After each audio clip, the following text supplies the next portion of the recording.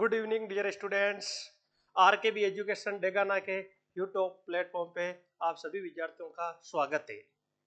जैसा कि हमने पीछे की क्लासेज के अंदर सारे टेंसेज कंप्लीट कर लिए थे, आज से हम शुरू करने जा रहे हैं आरबीएससी बोर्ड एग्जाम 2025-26 सेशन के लिए जो ग्रामर का पोर्शन होता है क्लास 10th में, उसका हर क्लास के अंदर एक टॉपिक को हम क्लियर करेंगे। जैसा कि आपको यहाँ दिखाई भी दे रहा होगा कि आरबीएससी बोर्ड एग्जाम 2025-26 के अंदर क्लास 10th का जो आज हम टॉपिक लेकर आइए इंग्लिश ग्रामर का, वो है correct form of the verb, जो एक ही क्लास के अंदर 4 नंबर आपके पक्के होने वाले हैं।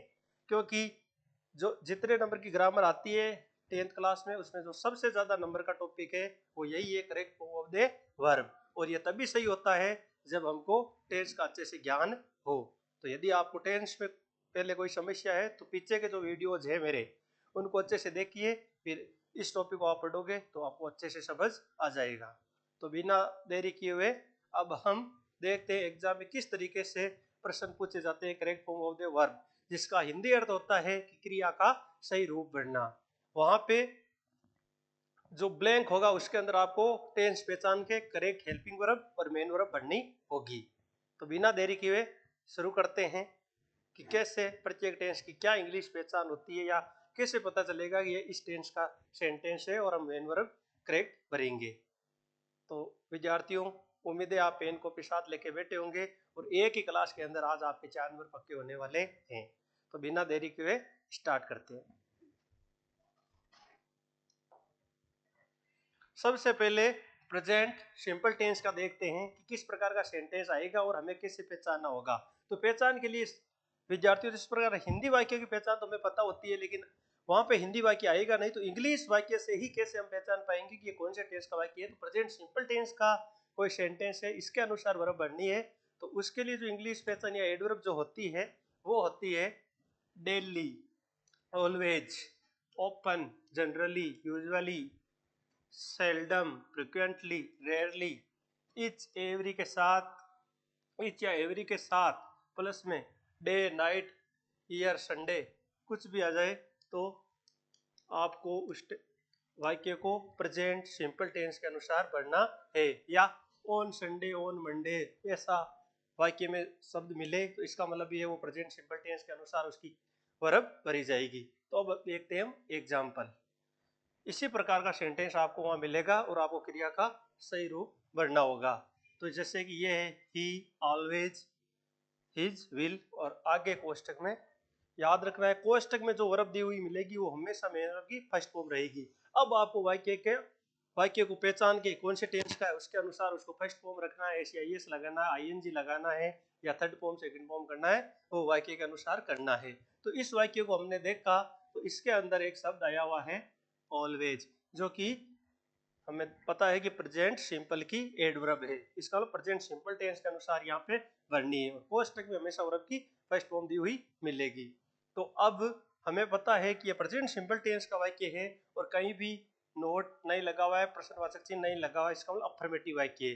और अफर्मेटिव वाक्य इसके अंदर हेल्पिंग वर्ब का प्रयोग नहीं किया जाता है और मेन वर्ब की फर्स्ट फॉर्म और सब्जेक्ट सिंगुलर हो तो मेन वर्ब की फर्स्ट फॉर्म के साथ एस या एस लगता है।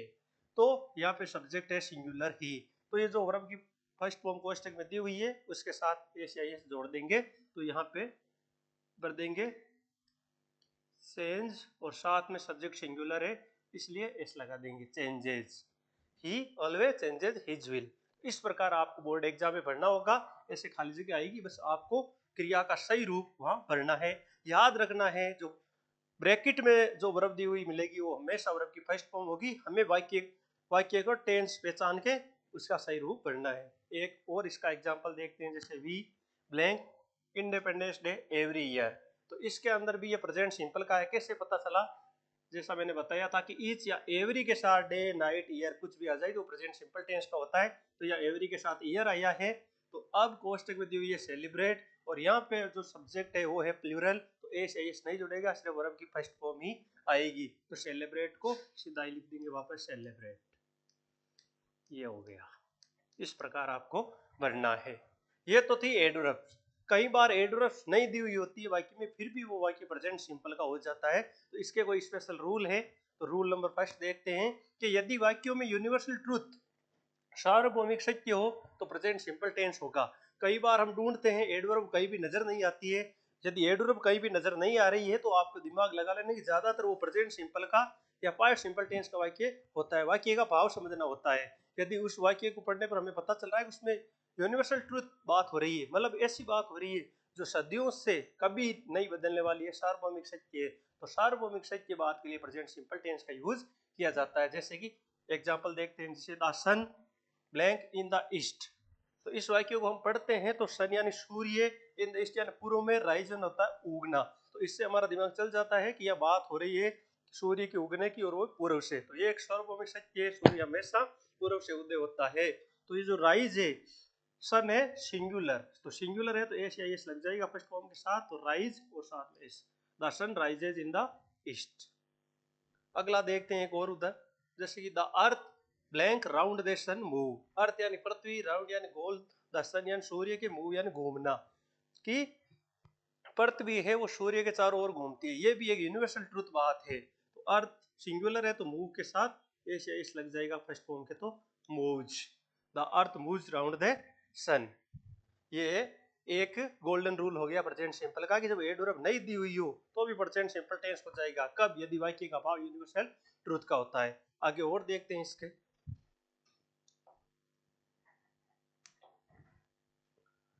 आगे बात की जाए तो रूल नंबर 2 की बात की जाए, आदत, स्वभाव, जन्मजात गुण के लिए भी प्रेजेंट सिंपल टेंस का प्रयोग होता है। यदि वाक्य को पढ़ के वाक्य का भाव ये सेंस दे रहा है कि किसी व्यक्ति की आदत बताई जा रही है, स्वभाव बताया जा रहा है या जन्मजात गुण, तो भी ऐसे बात बताने के लिए प्रेजेंट सिंपल टेंस का यूज किया जाता है। एग्जाम्पल देखते हैं, जैसे कि birds blank in the sky, और या फ्लाई नहीं, फ्लाई है, तो बर्ड्स यानी पक्षी, इन द स्काई यानी आकाश में। तो ये पक्षियों का एक स्वभाव कह सकते हैं, आदत कह सकते हैं, वो आकाश में उड़ते हैं।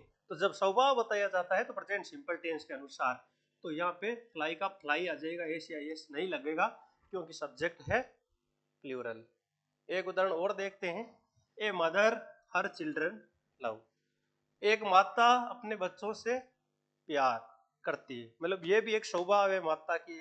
तो स्वभाव के लिए प्रेजेंट सिंपल टेंस, तो लव क्या यहाँ पे हो जाएगा लव्स। क्यों? क्योंकि सब्जेक्ट है सिंगुलर। अब गोल्डन रूल तीसरा देखते हैं। तीसरा है कि विज्ञान के नियम, वैज्ञानिक निष्कर्ष या आध्यात्मिक सिद्धांतों के लिए भी प्रेजेंट सिंपल टेंस का प्रयोग किया जाता है। कोई वैज्ञानिक निष्कर्ष है, आध्यात्मिक सिद्धांतों की बात हो रही है या वैज्ञानिक निष्कर्ष है, वो भी प्रेजेंट सिंपल टेंस के अनुसार ही उन वाक्यों में वर्ब भरी जाती है। एग्जाम्पल देखते हैं, जैसे वाटर, हाइड्रोजन एंड ऑक्सीजन और कंटेन। तो यहाँ पे बात हो रही है विज्ञान के नियमों की या निष्कर्ष की कि पानी है जो किन तत्वों से मिलकर बना हुआ होता है, हाइड्रोजन और ऑक्सीजन। तो यहाँ पे वाटर सिंगुलर है तो ये जो मेन वर्ब है इसके साथ एस या एस लग जाएगा, तो कंटेन्स। अगला गॉड ब्लैंक बर्थ और नो टेक। ये विषय ध्यान रखना है कि कोई वाक्य नेगेटिव है ये हमें कैसा पता चलेगा, तो जो कोष्टक में वर्ब दी हुई रहती है फर्स्ट उसके आगे नोट लगाओ, इसका मतलब वो वाक्य नेगेटिव होगा। तो यहाँ पे एक आध्यात्मिक सिद्धांत की बात की जा रही है कि भगवान क्या नहीं करते हैं, कभी भी जन्म नहीं लेते हैं। तो नोट है, इसका मतलब ये प्रेजेंट सिंपल का नेगेटिव रखना है। तो गॉड सिंगुलर है तो गॉड के साथ अब हेल्पिंग वर्ब भी लगेगी, क्यों नेगेटिव है तो लग जाएगी डज, और नोट का नोट और फर्स्ट फॉर्म भी लगती है नेगेटिव में तो टेक का take. God does not take birth. Golden rule 4 देखते हैं। यदि सेंटेंस के अंदर हम पढ़ते हैं हमें पता चले या महसूस हो कि यहाँ पर कथन, कहावतें या मुहावरे की बात हो रही है, तो कथन, कहावतें और मुहावरों के लिए प्रेजेंट सिंपल टेंस का प्रयोग किया जाता है। एग्जाम्पल जैसे कि फॉर्च्यून ब्लैंक द ब्रेव, कि भाग्य बहादुरों का साथ देता है। तो फॉर्च्यून सिंगुलर है तो यहाँ पे हो जाएगा फेवर्स। अगला है all that is not gold. यहाँ पे बात की जा रही है कि हर चमकती चीज सोना नहीं होती। तो ऑल दैट को सिंगुलर मानते तो ग्लिटर का हो जाएगा ग्लिटर्स। ये था हमारे प्रेजेंट सिंपल टेंस। उम्मीद करता हूँ आपको अच्छे से समझ आ रहा होगा। अब देखते हैं अगला। अभी और है इसके 2-3 रूल, एक रूल बच गया इसका तो और देख लेते हैं। गोल्डन रूल 5वां, कि समाचार पत्रों की हेडलाइंस के लिए भी प्रेजेंट सिंपल टेंस का प्रयोग किया जाता है। यदि सेंटेंस को पढ़ के हमें लगे कि ये कोई सी अखबार की हेडलाइन जैसा है तो वो प्रेजेंट सिंपल टेंस के अनुसार भरा जाता है। जैसे कि पॉल्यूशन एलिमेंट्स, तो यहाँ पे पॉल्यूशन सिंगुलर है तो इंक्रीज का हो जाएगा इंक्रीजेज। अब देखते हैं प्रेजेंट कंटिन्यूअस टेंस। तो सबसे पहले इंग्लिश पहचान कैसे दिया, एडवर्ब। तो इस टेंस की एडवर्ब होती है now, now A days, eight this time, at this moment, at present, this days, still. यदि ऐसे शब्द आए तो आपको समझ लेना है कि उसकी वर्ब प्रेजेंट कंटिन्यूअस टेंस के अनुसार भरनी है। एग्जांपल देखें, सरिता ब्लैंक क्रिकेट नाउ। तो इसमें नाउ आ गया, इसका मतलब प्रेजेंट कंटिन्यूअस टेंस के अनुसार भर जाएगी। और कोष्टक में मैं बार बार बता रहा हूँ फर्स्ट फॉर्म दी हुई होती है। तो नाउ की वजह से प्रेजेंट कंटिन्यूअस टेंस के अनुसार इसकी वर्ब भरी जाएगी। तो सरिता के लिए प्रेजेंट कंटिन्यूअस टेंस में आता है इज, और जो फर्स्ट फॉर्म के साथ लग जाएगा आईएनजी, तो इज प्लेइंग। एक और देखते हैं, कई बार वाक्य में आगे आगे खाली जगह दी हुई है, इसका मतलब है वो वाक्य इंटेरोगेटिव है। इंटेरोगेटिव है तो उस वाक्य को पहले पहचान देखनी है, कहीं कुछ एडवर्ब वगैरह, तो इसमें दी गया एट दिस टाइम, इसका मतलब है ये वाक्य प्रेजेंट कंटिन्यूअस के अनुसार भरा जाएगा। और आगे आगे खाली जगह, इसका मतलब है वहां पे हेल्पिंग वर्ब आएगी इज आर एम में से एक। तो अब यू है तो यू के साथ आ जाएगा आर। अभी यहाँ पे भी खाली जगह रहती, खाली जगह अभी हमने रखी नहीं है, वॉच है तो वॉच का यहाँ पे हो गया watching, are you watching match at this time. एक और देखते हैं, जैसे कि दे वेडिंग प्रिपरेशंस, और इसमें स्टिल लगा देते हैं, स्टिल आगे स्टिल हो, दे ब्लैंक वेडिंग प्रिपरेशंस स्टिल। तो स्टिल आने की वजह से दे के साथ आ जाएगा आर, और मेक का हो जाएगा मेकिंग। जब आईएनजी जुड़ता है वर्ब की फर्स्ट फॉर्म के साथ और लास्ट में ई हो तो वो हट जाता है। अब इसका भी एक गोल्डन रूल है कि ये एडवर्ब नहीं आए फिर भी प्रेजेंट कंटिन्यूअस टेंस हो सकता है क्या? जी बिल्कुल हो सकता है। तो इसका रूल कहता है कि जब वाक्यों की शुरुआत वर्ब की फर्स्ट फॉर्म से या लिसन लुक्स, लिसन के साथ इंटरजेक्शन मार्क हो, या लुक के साथ इंटरजेक्शन मार्क हो, या सी डू नॉट से हो, तो प्रेजेंट कंटिन्यूअस टेंस होगा। इन शब्दों से यदि कोई वाक्य शुरू हो रहा है तो भी प्रेजेंट कंटिन्यूअस टेंस पढ़ना है, इन एडवर्ब नहीं भी आइए तो। जैसे उदाहरण में ये आ गया लुक और ये विस्मयबोधक चिन्ह, इसका मतलब है कि ये प्रेजेंट कंटिन्यूअस टेंस के अनुसार भरा जाएगा। तो look your father to temple, तो लुक और इंटरजेक्शन मार्क आने की वजह से प्रेजेंट कंटिन्यूअस टेंस के अनुसार भरा जाएगा। तो फादर सिंगुलर है तो सिंगुलर के लिए आ जाएगा इज, और गो का हो जाएगा गोइंग। अगले में लिसन और इंटरजेक्शन मार्क आया है तो समवन, समवन के साथ इज आता है तो ये इज भर देंगे, और ट्राई का हो जाएगा trying. Someone is trying to open the gate, कि सुनो कोई गेट को खोलने का प्रयास कर रहा है। आगे देखते हैं, प्रेजेंट कंटिन्यूअस का इतना ही ध्यान रखना है। अब प्रेजेंट परफेक्ट टेंस, इसकी अलग से कोई रूल नहीं होते हैं, सिर्फ एडवर्ब आपको याद रखनी है। तो एडवर्ब इसकी होती है यदि वाक्य के अंदर आपको जस्ट दिखे, येट दिखे, ऑलरेडी दिखे, रिसेंटली दिखे, लेटली दिखे, अप टू दिखे, जस्ट नाउ दिखे, या सो फार दिखे, तो भी वो आपका ये सारे एडवर्ब्स दिखे, इसका वो प्रेजेंट परफेक्ट टेंस के अनुसार उसकी वर्ब भरी जाएगी। एग्जांपल देखते हैं, जैसे कि रीना ऑलरेडी ए सॉन्ग, तो ये ऑलरेडी आने की वजह से प्रेजेंट परफेक्ट के अनुसार भरा जाएगा। तो रीना, रीना के साथ प्रेजेंट परफेक्ट में हेल्पिंग वर्ब आएगी हैज, और सिंग की थर्ड फॉर्म हो जाएगी सन। अगला you blank a pen yet, yet आने की वजह से हमें पता चल गया है ये प्रेजेंट परफेक्ट टेंस है, और नॉट गिव दिया हुआ है इसका मतलब नेगेटिव है। तो यू के साथ प्रेजेंट परफेक्ट में आता है हैव, नोट दिया हुआ है तो नोट का नोट, और गिव की थर्ड फॉर्म हो जाएगी गिवन। एक उदाहरण और है इसका कि the doctor is not at home, he to hospital just now, just now आ गया है, इसका मतलब प्रेजेंट परफेक्ट से बनना है तो ही के साथ आ जाएगा हेज, और गो का हो जाएगा गॉन, कि डॉक्टर साहब घर पे नहीं है, वो अभी अभी कहाँ गए हैं, हॉस्पिटल गए हैं। इसी के साथ हमारा प्रेजेंट परफेक्ट टेंस भी कंप्लीट हुआ। अब देखते हैं प्रेजेंट परफेक्ट कंटीन्यूअस टेंस। इसमें ज्यादा कुछ भी ध्यान नहीं रखना है। यदि वाक्यों के अंदर सिंस फॉर ऑल के साथ टाइम हो तो वो प्रेजेंट परफेक्ट कंटिन्यूअस टेंस होगा। एग्जांपल देखते हैं, जैसे दे ब्लैंक क्रिकेट सिंस 2 o'clock। यहाँ पे ऐसे 2 o'clock, तो यहाँ पे सिंस के साथ टाइम आ गया तो इसका मतलब प्रेजेंट परफेक्ट कंटीन्यूअस टेंस होगा। तो देख के साथ प्रेजेंट परफेक्ट कंटीन्यूअस टेंस में आता है हैव बीन, और वर्ब की फर्स्ट फॉर्म के साथ आईएनजी, तो प्ले का हो जाएगा प्लेइंग। अगला है द खाली जगह ऑल द आफ्टरनून, तो ऑल के साथ टाइम आ गया, इसका मतलब प्रेजेंट परफेक्ट कंटीन्यूअस टेंस, तो ये द नहीं दे है, दे है तो दे के साथ भी हैव बीन, और स्लीप का हो जाएगा स्लीपिंग, कि वो पूरी दोपहर बाद से सो रहा है। ये था हमारा प्रेजेंट परफेक्ट कंटीन्यूअस टेंस। अब चलते हैं पास्ट सिंपल की तरफ। पास्ट सिंपल टेंस की एडवर्ब्स की बात की जाए तो इसकी होती है ago, long ago, yesterday, in olden days, in ancient time, some time back. इन के साथ कोई पीछे का समय दिया हुआ हो जो हमारे अभी समय चल रहा है, जैसे 2025, इससे पहले के ईयर दिए हुए हो, या लास्ट या प्रीवियस प्रीवियस। इनके साथ कुछ भी डे, नाइट, संडे, ईयर आ जाए तो इसका मतलब वो पास्ट सिंपल टेंस का सेंटेंस है। एग्जांपल देखते हैं, जैसे we playing to my friend last night, last के साथ नाइट आ गया तो मैंने कहा लास्ट या प्रीवियस के साथ कोई भी समय सूचक शब्द आए तो इसका मतलब वो पास्ट सिंपल टेंस के अनुसार वर्ब भरी जाएगी। तो पोस्टिंग में दी हुई है गो, जो कि हमेशा फर्स्ट फॉर्म दी हुई होती है, और हमें पता है पास्ट सिंपल के अफर्मेटिव वाक्य में वर्ब की सेकंड फॉर्म भरी जाती है, तो गो का यहाँ पे हो जाएगा वेंट।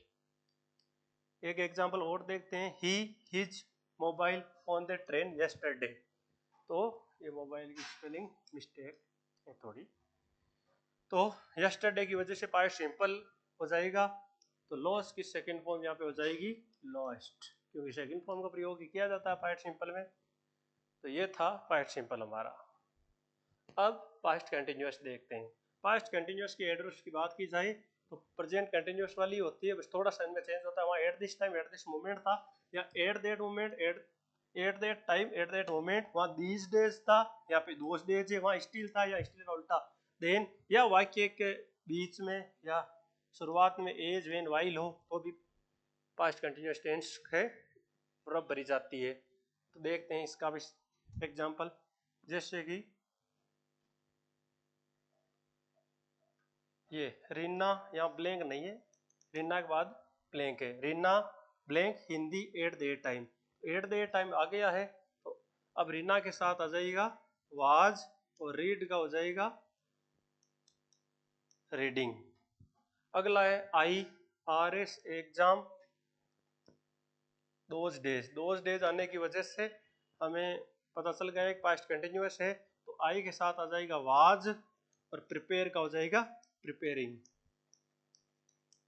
ये तो हो गया एडवर्ब से। बाकी वेन वाइल वाले अब देखते हैं। तो रूल फर्स्ट हो जाएगा कि वेन वाला वाक्य का कैसे, वाक्य के भाव को समझकर पास्ट सिंपल और पास्ट कंटिन्यूअस टेंस के अनुसार वर्ब भरते हैं जो वेन हो वाक्य के बीच में या शुरुआत में। तो ये देखते हैं सेंटेंस, जैसे कि वेन आई टू स्कूल जया, तो वाक्य के भाव को हम देखेंगे तो ऐसे होगा कि जब मैं विद्यालय जा रहा था मैंने जया को देखा। तो वेन आई के यहाँ तो आ जाएगा पास्ट कंटिन्यूअस, और यहाँ हो जाएगा पास्ट सिंपल, तो यहाँ पास्ट कंटिन्यूअस के अनुसार हो जाएगा वाज, और ये फर्स्ट जो वो का हो जाएगा वॉकिंग, और यह सिक का सेकंड फॉर्म पास्ट सिंपल के अनुसार हो जाएगा सा। जब मैं विद्यालय जा रहा था मैंने जया को देखा। अब एक और वेन जब बीच में हो तो कैसे होता है, जैसे आई टीवी वेन द लाइट्स, तो इसमें भी एक तरफ पास्ट कंटिन्यूअस एक तरफ पास्ट सिंपल। हम जब वाक्य को बैठाते हैं तो हमारे जब दिमाग में चलाते हैं हमें ऑटोमेटिक पता चल जाता है किस तरफ पास्ट सिंपल होगा किस तरफ पास्ट कंटिन्यूअस। तो इधर हो जाएगा वाज वॉचिंग, जब मैं टीवी देख रहा था तब लाइटें चली गई, तो लाइट्स वेंट आउट। वाइल का हो तो ज्यादातर पास्ट कंटिन्यूअस ही भरना होता है दोनों तरफ ही। जब वाक्य में वाइल हो तो पास्ट कंटिन्यूअस टेंस के अनुसार वर्ब भरते हैं, जैसे while see the so the children, तो यहाँ पे हो जाएगा while she was looking the soup, the children were playing. यहाँ खाली जगह आगे दी नहीं थी। तो ये था हमारा पास्ट कंटिन्यूअस। अब देखते हैं past perfect tense. Past perfect tense का वैसे कोई विशेष रूल है नहीं। एडवर्ब यदि वाक्य की शुरुआत या बीच में बिफोर हो तो आपको, यदि बिफोर बीच में हो तो बिफोर से पहले खाली स्थान में आपको वर्ब की थर्ड फॉर्म और बिफोर के बाद में वर्ब की फर्स्ट फॉर्म भरनी होती है। और यदि आफ्टर हो तो इसका उल्टा कर लेना है।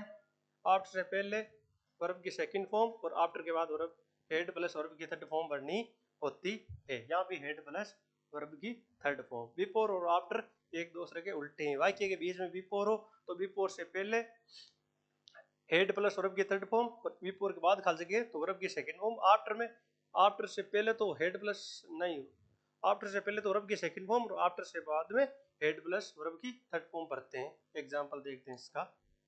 जैसे ये एग्जांपल है इसका,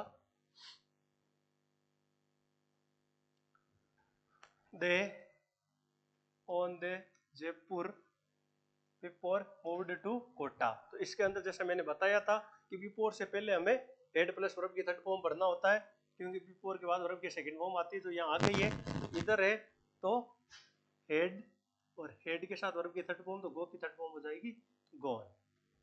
अगला एक और है, द पेशेंट बिफोर डॉक्टर। यहाँ पे दो, यहाँ पे खाली जगह यहाँ भी है। तो बिफोर से पहले तो हेड प्लस वर्ब की थर्ड फॉर्म भरेंगे, तो हेड और डाई की थर्ड फॉर्म हो जाएगी डाइड, और इधर कम की सेकंड फॉर्म हो जाएगी के। अब देखते हैं आफ्टर का। तो मैंने कहा था आफ्टर से पहले तो भरते हैं वर्ब की सेकंड फॉर्म, आफ्टर के बाद में भरते हैं हेड प्लस वर्ब की थर्ड फॉर्म। तो यहाँ पे तो आफ्टर के बाद से वाक्य शुरू हो रहा है, तो आफ्टर राम यहाँ पे हो जाएगा स्वेलोड सेकंड फॉर्म स्वेलोड। और फिर आगे का जो वाक्य होगा उसमें हेड प्लस वर्ब की थर्ड फॉर्म, तो ही के साथ आ जाएगा हेड, बिगिन की थर्ड फॉर्म हो जाएगी बिगन। ये घुमाने के लिए वाक्य दिया। यदि बीच में देते तब तो हमारे सीधा सीधा ही था कि आफ्टर से पहले वर्ब की सेकंड फॉर्म भरनी है, आफ्टर के बाद में हेड प्लस वर्ब की थर्ड फॉर्म भरनी है, लेकिन यहाँ घुमा के दे दिया वाक्य को।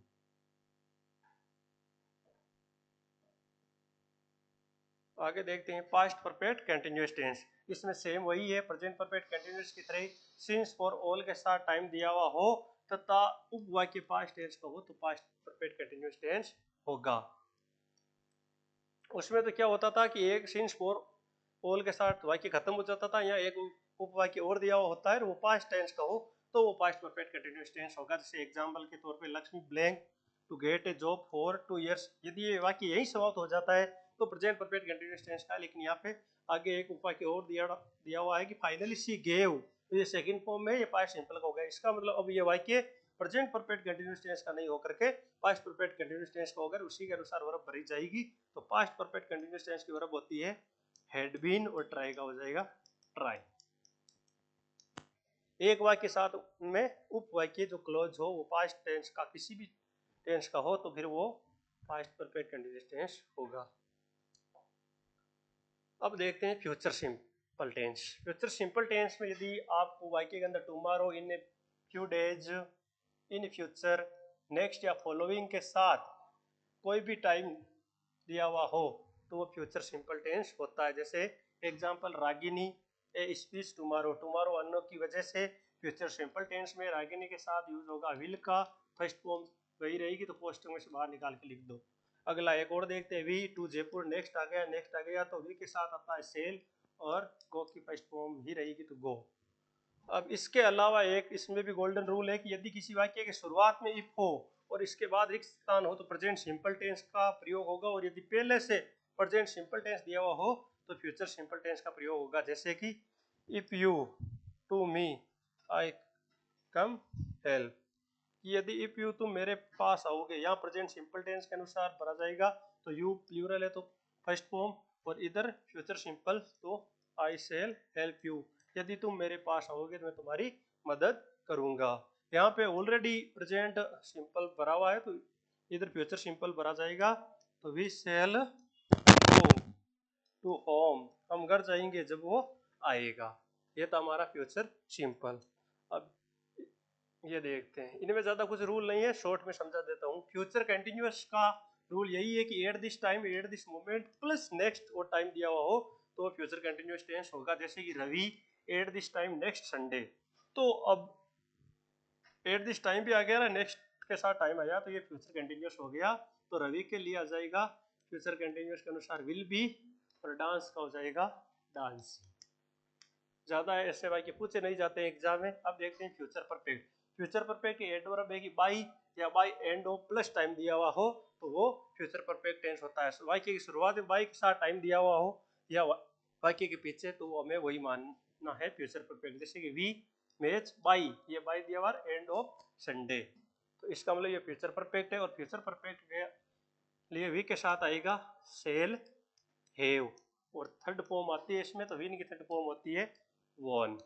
अब लास्ट टेंस हमारा है फ्यूचर परफेक्ट कंटिन्यूअस टेंस। इसकी जो एडवर्ब है ये यही है कि बाई या by end of plus time और साथ में सिंस फॉर और ऑल के साथ भी टाइम दिया हुआ है तो वो फ्यूचर परफेक्ट कंटिन्यूअस टेंस होगा। तो इसमें देखिए बाई दिस संडे ये दे दिया और साथ में पीछे सिंस के साथ टाइम दे दिया। इसका मतलब ये हुआ कि फ्यूचर परफेक्ट कंटिन्यूअस टेंस के अनुसार भरा जाएगा। तो आज के लिए आएगा विल हैव बीन, और टीच के साथ लग जाएगा आईएनजी।